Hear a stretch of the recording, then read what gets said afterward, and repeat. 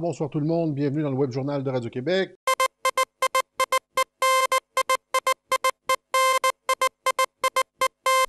Ils nous ont dit que la deuxième vague arriverait dans 6 semaines. Vous vous rappelez, à la fin du mois d'août, c'était 6 semaines. On a 6 semaines pour se préparer à une deuxième vague. Et donc, selon leurs chiffres et leurs évaluations, la deuxième vague arrive à la mi-octobre, début mi-octobre. Et donc, ici, qu'est-ce qu'ils sont en train de faire? Puisqu'ils savent qu'on est au mois de septembre et qu'au mois de septembre, il n'y a pas de problème d'infection respiratoire. Mais par la suite, dans 3-4 semaines, quand on va être rendu à la mi-octobre, là, ils vont venir avec le bâton parce qu'on va recommencer dans le cycle des infections respiratoires. Tous ceux qui vont avoir des nez qui coulent vont être classés COVID. Il va commencer à y avoir évidemment des décès de personnes faibles et qui vont elles aussi être classées COVID par principe de précaution, sans autopsie, etc. Donc ça arrive à la fin octobre, à la fin octobre. Qu'est-ce qu'ils vont vouloir faire? Ils vont vouloir nous reconfiner. C'est ça l'objectif.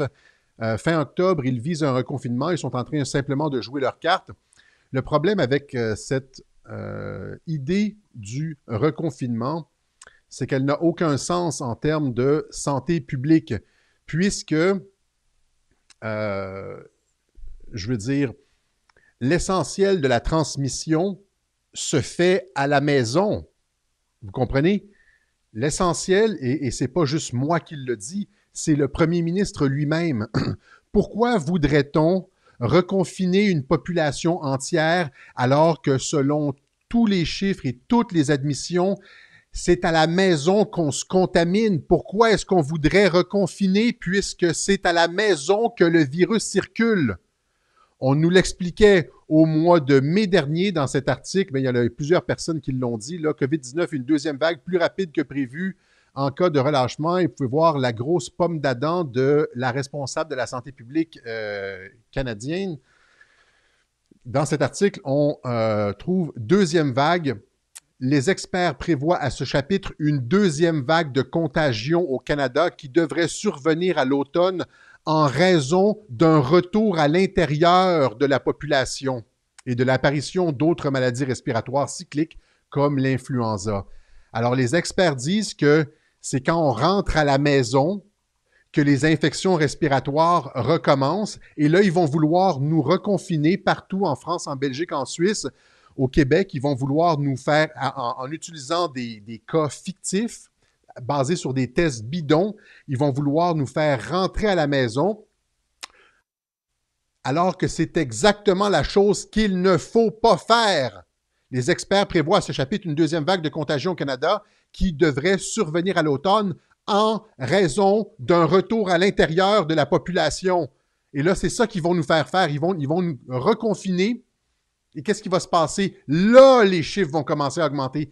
Ils font, depuis le début de cette pandémie, exactement le contraire de ce qu'ils devraient faire à chaque fois. On ne parle même plus de la Suède. Là, on sait que la Suède a tout eu bon. Ils ont comme pratiquement 0 cas là-bas. La population est totalement immunisée.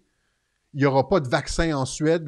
La population n'en a pas de besoin parce qu'ils se sont passés le virus à l'été pendant que le virus était faible. Maintenant, c'est le pays, je pense, où il y a le moins de cas présentement. Alors, c'est ça. Ils veulent nous faire rentrer et là, les chiffres vont gonfler parce que c'est une mauvaise idée dès le départ. Et c'est pas juste cet article-là qui le dit, c'est le premier ministre Legault lui-même. Alors, je vous fais écouter un clip de François Legault où est-ce qu'il dit le problème de la contamination, c'est à la maison.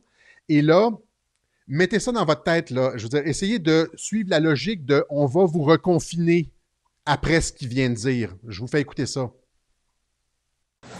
De la question des parties de famille, par exemple, est-ce qu'il n'y a pas lieu de prendre des mesures plus structurelles? Parce que ce qui vous a été reproché depuis hier, c'est d'avoir un ton assez sombre d'une part, mais d'autre part, d'annoncer peu en termes de mesures de contrôle. Est-ce qu'il n'y a pas lieu quand même d'en faire davantage de façon plus structurelle? Bien, on n'exclut rien. À ce moment-ci, là, que ce soit les manifestations, les bars, ce qui se passe à l'extérieur des maisons, mais il reste que notre principal défi, c'est dans les maisons. C'est là que se passe la majeure partie de la transmission. Donc, on peut bien poser des gestes ailleurs que dans les maisons, mais notre grand défi, là, c'est le défi de tous les Québécois. Ça se passe dans les maisons, dans les parties de famille ou d'amis, dans les maisons. Est-ce que ça ne prouve pas que c'est inapplicable, vos consignes? Voilà. Ouais, vous voyez qu'ils font exactement le contraire de ce qu'ils devraient faire. Cependant, il y a un peu d'espoir puisque, comme je vous ai dit, le virus semble perdre rapidement de sa dangerosité, de sa virulence. Et il y a même le docteur Didier Raoult qui, dans les audiences devant le Sénat en France, disait que le virus, je vous avais expliqué il y a à peu près 3 semaines qu'il y avait des mutations du virus qui le rendaient de moins en moins dangereux. Et là, lui, Didier Raoult a été confirmé ça devant le Sénat français. Il a dit je pense qu'il y avait une dizaine de mutations, de variations qui allaient dans le sens d'un virus moins dangereux. Alors ça, c'est notre espoir que, indépendamment de la volonté des dirigeants politiques de faire exactement la chose qu'ils ne devraient pas faire, eh bien que quand même, en fin de compte, le virus est muté suffisamment pour qu'il ne soit plus dangereux. Voilà.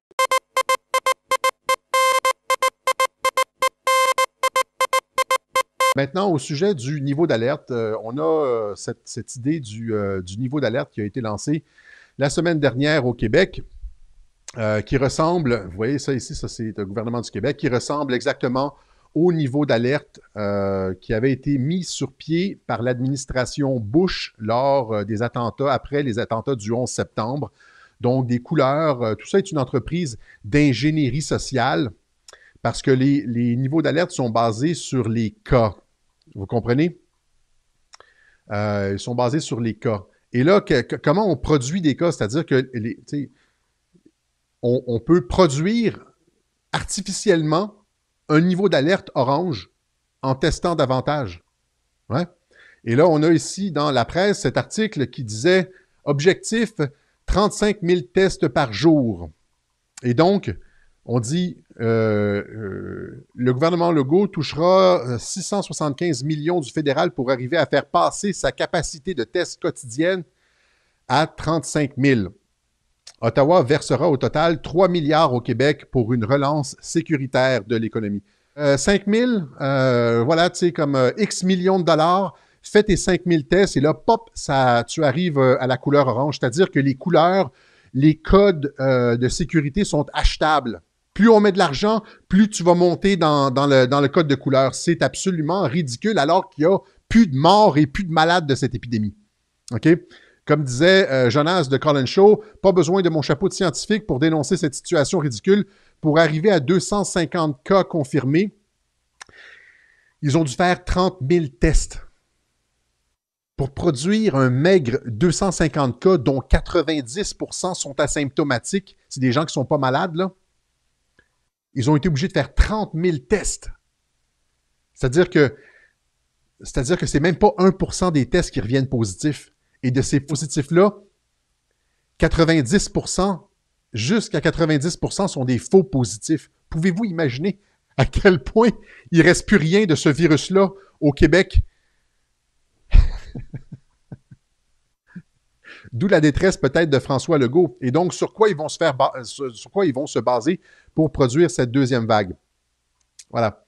Si on produisait 100 000 tests par jour, on nous reconfinerait tout de suite. Mais c'est achetable. C'est ça que je veux dire. C'est que le reconfinement, on peut payer pour un reconfinement. Le gouvernement fédéral va payer, là, va mettre le montant. Là. Si on doit reconfiner le Québec, le gouvernement fédéral va mettre le montant. Puis on va avoir suffisamment de cas. Les médias vont nous mentir sur les cas. Là, puis on va faire des vidéos là-dessus. Puis on va se retrouver en reconfinement. OK? C'est achetable. Voilà. Maintenant, c'est la même chose en France. En France, il y a eu cette controverse sur les niveaux d'alerte. Et il y a un journaliste, ça fait 2 fois que je le cite, c'est David Pujadas sur, je pense, c'est TF1, qui avait dit que c'était juste une grippe, finalement. Il sort des choses, il doit se rétracter, mais au moins, il sort la vérité occasionnellement. Et là, il avait critiqué en France, justement, la France était passée en code rouge dans certaines régions. Et là, il dit, c'est parce que on est passé de vert à rouge seulement parce qu'on a changé les critères. Tu sais, en mai, on était en vert en sortant du confinement. Là, maintenant, on est rendu en rouge, mais c'est parce qu'ils ont juste changé les paramètres. Comme ce dont je vous avais parlé il y a à peu près 2 mois, à la sortie du confinement aux États-Unis, dans plusieurs États, il y avait comme une augmentation des cas, mais c'est parce qu'on avait changé les critères pour déterminer qu'est-ce qui était un cas du COVID. On engrangeait tout maintenant, c'est les cas présumés aussi. Avant, c'était pas ça. Puis tout d'un coup, on commence à calculer les cas présumés, les cas montent, et là, on dit « Ah, il y a une augmentation des cas ». Tout ça, c'est de la manipulation statistique. C'est une grosse entreprise d'ingénierie sociale, ce qui est en train de se passer. Je vous fais écouter le clip de David Pujada là-dessus. Mais, et pourtant, quand on regarde la carte qui a été présentée aujourd'hui, ce matin, lors du point presse, elle est à gauche. On nous présente une carte et on nous dit il y a désormais 21 départements en alerte. On se dit, ah bon, on était sur une carte entièrement vierge, il n'y avait plus d'alerte, maintenant il y a 21 départements en alerte. Sauf que, on a oublié de nous dire que les indicateurs n'étaient plus du tout les mêmes. Et c'est là qu'on peut s'interroger sur la démarche. À gauche, la carte qui nous est présentée ce matin, l'indicateur, c'est le nombre de contaminations. À droite, la carte qu'on nous présentait tous les jours il y a 3 mois, ce n'était pas du tout le nombre de contaminations. C'était 3 indicateurs dont on nous disait qu'ils étaient essentiels et qui avaient trait grand 1 aux entrées à l'hôpital, grand 2 aux entrées en réanimation, grand 3 à la capacité de test. Donc aujourd'hui, sans rien dire, on nous indique que 21 départements sont passés dans le rouge, sauf que l'échelle a complètement changé. Si on reprend, regardons nos 2 cartes, si on reprend les mêmes indicateurs, on aurait exactement la même carte verte. Mais non, on nous a présenté une autre carte. Voilà, c'est un petit exemple. Mais est-ce qu'il n'y a pas là, Jean Quatremer, une petite confusion qui nourrit l'anxiété? Voilà, alors bravo quand même de soulever ces questions-là. J'en reviens pas de ce qu'on est capable de trouver comme information en France. Je sais que les Français vont dire Pujada, oui, c'est quoi le dîner du siècle, etc. Mais pour nous, les Québécois, quand on voit ce genre d'informations en France-là, des journalistes qui osent critiquer le gouvernement, je veux dire, c'est tout à fait, c'est invraisemblable. Des débats sur des plateaux de télévision avec des personnes qui viennent contredire la santé publique, des professeurs d'université qui viennent à la télévision à heure de grande écoute. Ça, on tombe des nues là, quand on voit ce qui se passe en France en termes de liberté d'expression. Ici, c'est la pensée unique au Québec. Alors, donc tout ça... c'est la pensée unique au Québec. Alors, donc tout ça est basé, comme j'ai dit, vous voyez donc que c'est toute cette question de niveau d'alerte, de couleur par région, etc. C'est manipulable, c'est de l'ingénierie. On est capable de faire monter, descendre à souhait en changeant soit les paramètres ou en injectant de l'argent pour plus de tests, etc. C'est donc bidon. Tout ça est basé aussi sur des tests qui sont bidons. Je vous en ai massivement parlé les semaines précédentes. Mais là, c'est plus seulement moi qui le dis, le New York Times et plein de médecins. Ce sont certains gouvernements. C'est notamment le responsable de la santé publique écossais. Donc, ici, c'est dans le Scottish Sun. Test fail. Échec du test. Coronavirus Scotland. Jason Late admits COVID-19 test is a bit rubbish as it gives positive result to non-infectious. C'est a bit rubbish, je dirais, je traduirais ça par c'est un peu bidon. Rubbish, ouais, c'est un peu bidon. Parce qu'il produit des positifs pour des gens qui ne sont pas infectieux. Ben oui, parce qu'il est jusqu'à 1000 fois trop sensible. C'est ça que les gens qui ont analysé ont dit, là. 1000 fois trop sensible. Il va détecter là, des micro-résidus de virus là, que vous avez guéris, que vous avez eu, que vous avez surmonté. Si vous allez tester positif même si vous n'êtes pas malade. Voilà. Alors, il dit dans l'article, en fait, c'est une entrevue à la télévision qui est rapportée par l'article, il dit « Les tests PCR ne peuvent faire la différence entre un ADN de virus mort ou vivant. It's a bit rubbish, c'est un peu bidon. Le test est incapable de faire la différence entre ceux qui ont besoin d'être traités ou non. Normalement, on voudrait faire des tests pour, comme le dit Didier Raoult, quand Didier Raoult dit qu'il faut faire des tests, là, c'est pas des tests qui sont hypersensibles qui vont faire en sorte qu'on va mettre toute la population dans la catégorie COVID, là.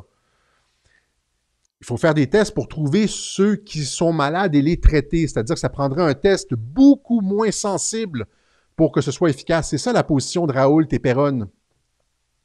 Ils font un test qui trouve dans la population qui est malade. Pas genre, tu sais, Qui a déjà eu un rhume dans sa vie ou quelque chose comme ça, 1000 fois trop sensible. Évidemment, on s'en fiche un peu de ça ici parce que l'objectif, c'est pas de trouver les malades. L'objectif, c'est de vous faire rentrer là, dans les données de la santé publique, de vous faire apparaître sur l'application COVID Alert, hein? De prendre vos données médicales, de les vendre aux pharmaceutiques. Si vous testez positif, il y a sûrement un prix à ça, hein? Québec qui disait qu'il allait vendre les données médicales aux pharmaceutiques. Imaginez, qu'est-ce que ça vaut de tester positif? Je pose la question comme ça, je ne sais pas, là. Qu'est-ce que ça vaut en termes d'argent, quelqu'un qui teste positif? Et là, on peut prendre ces données médicales et les distribuer à tous les cellulaires autour des gens qui ont l'application COVID et vendre ça aux pharmaceutiques. Est-ce que c'est une histoire de gros sous, ce test-là, qui engrange tout le monde là-dedans? Le responsable de la santé publique est en train de critiquer tout le système qui a été mis en place en Écosse, là, comme celui au Québec, en France, etc. C'est tout le système qui est remis en cause parce qu'il dit que ce sur quoi sont fondées les politiques publiques, le test PCR, ne nous permet pas de savoir qui est malade. Et donc, ça ne sert à rien. OK?